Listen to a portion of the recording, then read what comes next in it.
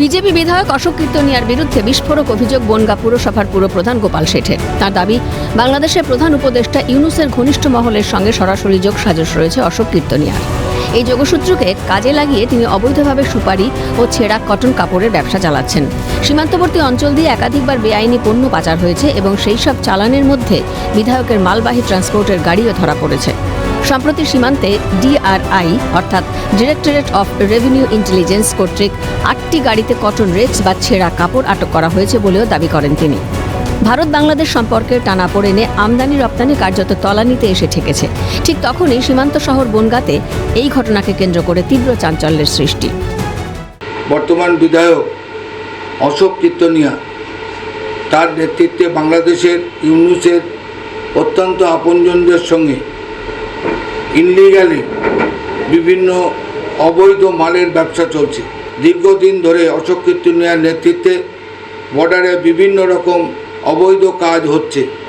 যেমন এই র্যাক দীর্ঘদিন ধরে নিয়ে আসছে, যেগুলো ভারতবর্ষে আনা যায় না।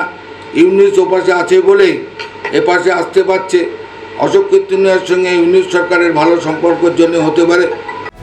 শুধু সুপারি বা কটন নয়, ভবিষ্যতে এ ধরনের চোরাচালানের আড়ালে অস্ত্র পাচারের আশঙ্কাও উড়িয়ে দেওয়া যায় না। এটি দেশের নিরাপত্তার পরিপন্থী এবং তাই উপযুক্ত তদন্ত হওয়া উচিত বলে দাবি করেন পুরপ্রধান। অবৈধ ব্যবসা যেটা ভারতবর্ষের ভয়ের কারণ হতে পারে। কি মাল আসছে, কি অস্ত্র আসছে, কারণ হচ্ছে ইউনূসের কাছ থেকে মাল নিচ্ছে বিজেপির বিধায়ক। সুতরাং সেইখানে গিয়ে দিয়ে দেশের ক্ষতি হয়ে যাবে না তো? অবিলম্বে কেন্দ্রীয় সরকার এবং রাজ্য সরকারের দৃষ্টি আকর্ষণ করছি।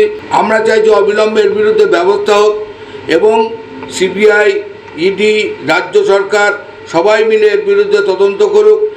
তবে গোপাল শেঠের এই অভিযোগ উড়িয়ে দিয়ে পাল্টা কটাক্ষ বিধায়ক অশোক কীর্তনিয়ার। এক জায়গায় ইন্ডিয়া বাংলাদেশ যত বর্ডার আছে প্রায় 100 গাড়ি মাল ধরা পড়েছে। তার ভিতর আমি ট্রান্সপোর্টিং করি না, মাল আমি ইম্পোর্ট করি না, আমি এক্সপোর্ট করি, আমি ট্রান্সপোর্টিং করি। গোপালবাবুর সে বুদ্ধি, সে মাথায় সে বুদ্ধি নেই, কারণ কিন্তু ভার তার মাথায় তো বোধ বুদ্ধি বলে কিছু নেই। এটা তৃণমূলের সিস্টেম কি, তারা লুটে পুটে খায়। তারা জনগণের টাকা লুটে পুটে খাবে। তারা ব্যবসা কি বসবে ব্যবসার জিনিস? আর জানাক না, আমি তো চাই ইডি, সিবিআই, রাজ্য পুলিশকে জানাক না। উনি জানাক, আমি গর্ব করে বলছি তো। ওনার দম থেকে আমি তো এমএলএ আজকে 4 বছর, আমি তো 20 বছর ব্যবসা করি। ঘটনাকে কেন্দ্র করে বনগাঁ রাজনৈতিক মহলে শুরু চাপানুতর। জ্যোতির্ময় চক্রবর্তীর রিপোর্ট, ক্যালকাটা নিউজ।